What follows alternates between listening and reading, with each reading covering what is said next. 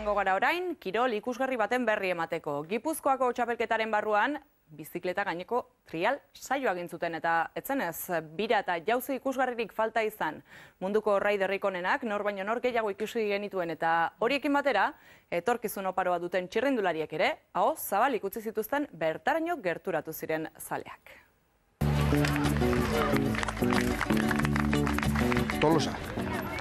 Irudietan Gipuzkoako trial zein edo bizikleta gaineko trial txapelketako laugarrena. Begibistan da kirol honek jarraitzaile dexente dituela. Pentsatu behar da Gipuzkoako txapelketa izanik, ia 60 kirolari bertan bildu direla, maila honekoak eta gazte-gazteak gehienak.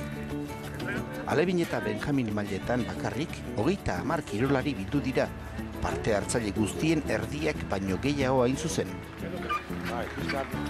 Bizikleta gainean lehiatzeko era berezia da, eta nola ez, bizikleta bera ere berezia. Gipuzkoako Txirrindularitza Federazioak kirola sustatu eta parte hartzea bultzatzeko, dozena erdi bat bizikleta utzi ditu. Trial mota honetan hasi eta lehenengoetan behintzat, ibilgailua erosteko beharrik ez izateko.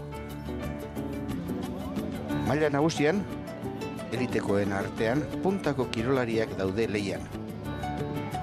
Jon Areitio ia maila guztietan munduko txapeldun izandakoa. Hori zerrenda buru. Hornekin batera, Iker Lezeta, Gorka Susperregi eta Tigo Garzia Asturiarra agertu dira. Benito Ros Nafarra, beste txapeldun handi bat ere hemen da. Lagunei aholkuak emanez. Rosen aholkuek asko balio dute ez da ahaztu behar, 11 aldiz munduko txapelduna izan dela, munduko kopa lautan irabazi duela eta beste hainbat marka ere lortutakoa dela.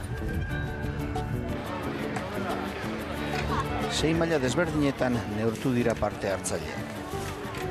Maila nagusian, elite mailan, Jon Areitio garbi nagusitu da.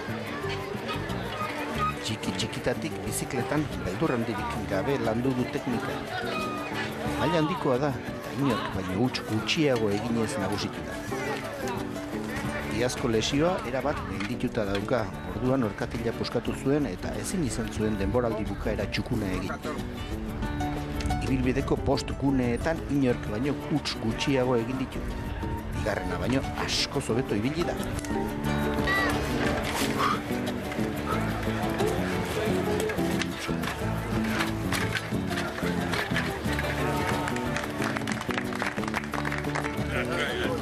Iker Lezeta izan da bigarrena. Honek ere txapela kentzeko moduko emaitzak atera ditu bere kirol bizitzan. Donostiarra munduko txapelduna 4 alditan izan da. 3 irabazi du Espainiakoa eta 4 Euskadikoa.